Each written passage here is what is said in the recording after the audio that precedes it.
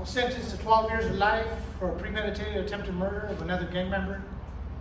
At the age of 19, I was sent to prison.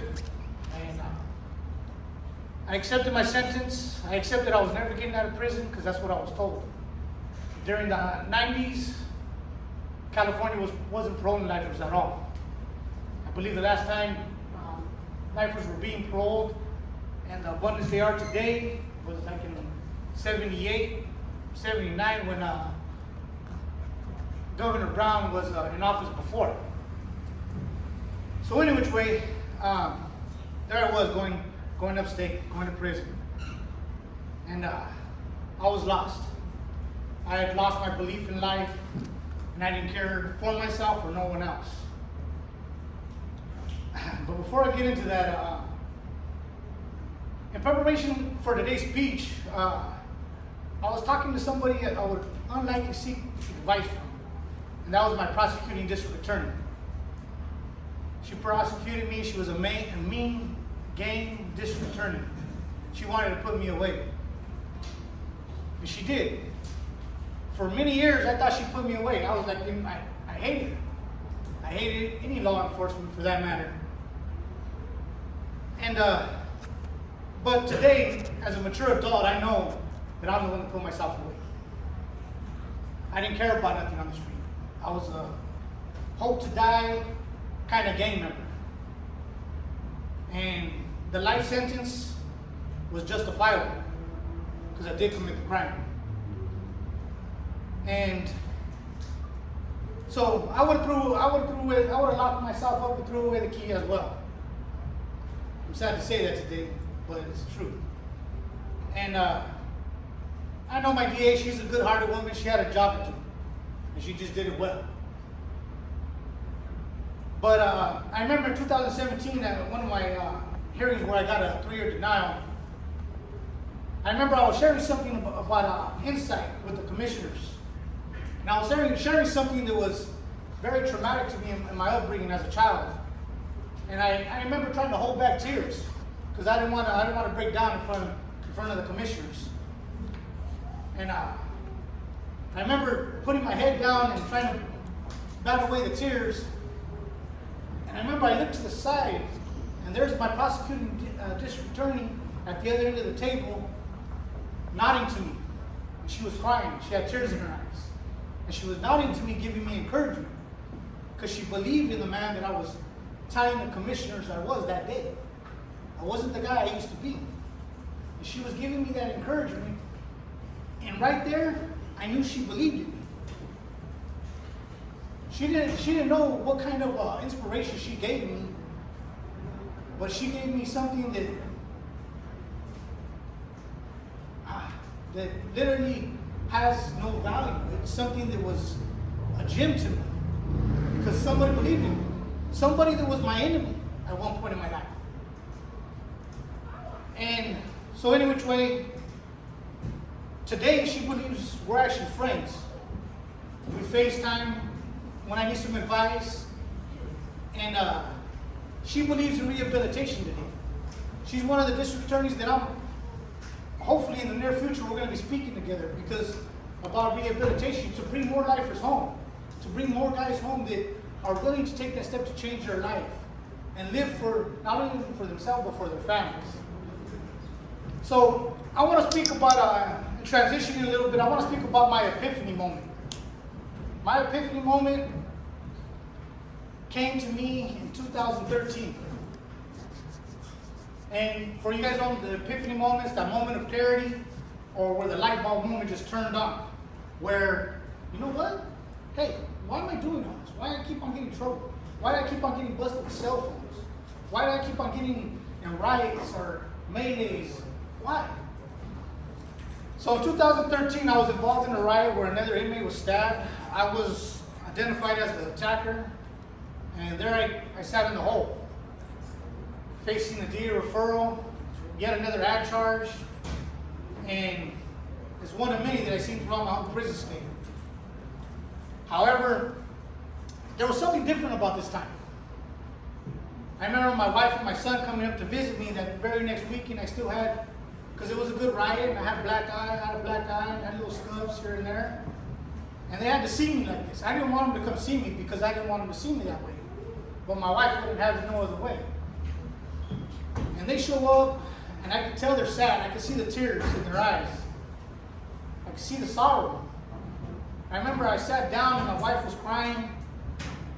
And my son was sitting next to her and he was crying. He was about 15 years old at the time. And she couldn't talk, so she handed him the phone. And when she handed him the phone, he asked me a question that I could not answer.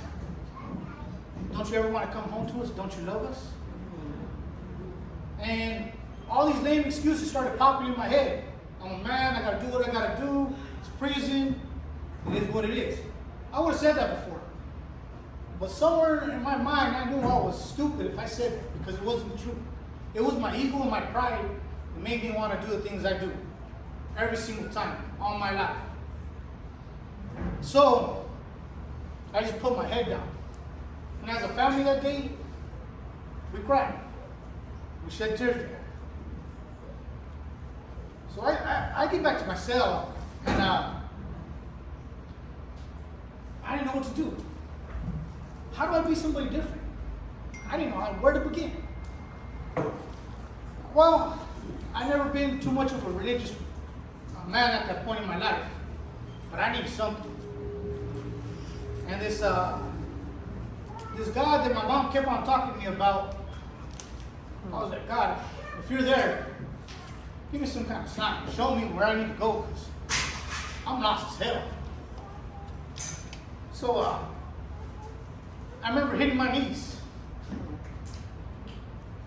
I cried out to God, help, give me guidance. And that's what he did. I didn't understand it at the time. I didn't know where my life was going to go. I did about a 2-year shoot term. I was in the hole for about 2 years, and I was transferred to Donovan State Prison, where I met many of the lifers that are up here, a couple in the audience, that helped me. I needed people to help me because I was so screwed up. And there was baby steps because I just didn't change overnight. I was raised by gang members and dope fiends. It was going to be my life regardless. So how did I change? I changed with the help of many individuals, other lifers that were right there fighting with me to come. And that's why one of the reasons when they ask me to speak at stuff like this, I don't mind. Because I want to see your guys' lifers home too. I keep in contact with all my brothers. Every single one of them, I always reach out to them. Because I always want to keep myself grounded in what helped me change. But before I go on with a little bit with that, I want to talk about one other moment when my mom passed away. I remember I was sitting in CGA, and my sponsor asked me to talk that night. He didn't know my mom passed away. But I didn't want to deny it because it was the first time I was going to speak. And I remember the topic was about remorse, what you heard Robert mention earlier. And I was so remorseful that my mom died without me coming home, that I couldn't be the son that she wished she had. And I broke down in front of like 50 men. I couldn't even talk. I felt shame. I felt shame about it, but it was for the first time I ever cried openly in front of men. Because we're taught as kids, you don't do that. And not only that, but supposedly I was this hardcore gangster.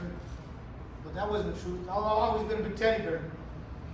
The ones that love me, they know that. I've always been that guy. I was just trying to be somebody that I wasn't.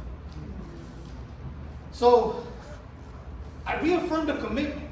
Because not only was I was already on the path of recovery, doing what I had to do for my loved ones, but when my mom passed away, it reaffirmed my commitment to change. I'm going to be the man that I couldn't be for my mom. The son. I'm going to be that man for my wife and my son, for my cousins, whoever's in my family that loves me, that's just there. I want to be there for them. And so I made a commitment that day and to reaffirm, and I didn't look back. Not only did I didn't look back, I wanted to help other guys change their behavior, to change their beliefs. their mannerisms. And I took every opportunity to do that, and I started facilitating classes with many of the other brothers that I'm sure everybody up here has done a class, more than 20 classes to get out what it takes. But the love from our family, from the people that love us, our support, is very essential. My wife, she's sitting right there. That's my rock. I remember I was in the shoe for that time I just spoke of, and she came to visit me for a 1-hour window visit every weekend.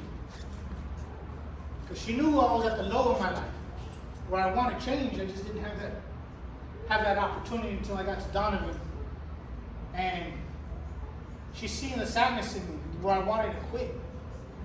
I wanted to give up. I wanted to tell her, have a good life. I want a divorce. And I just wanted it in my life. I didn't tell her this, but she knew it. So even though she was struggling as being a single parent, she was there every weekend. And how could I give up on a woman that loves me so much?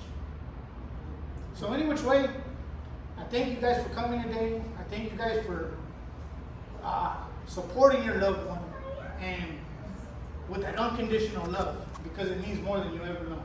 Thank you.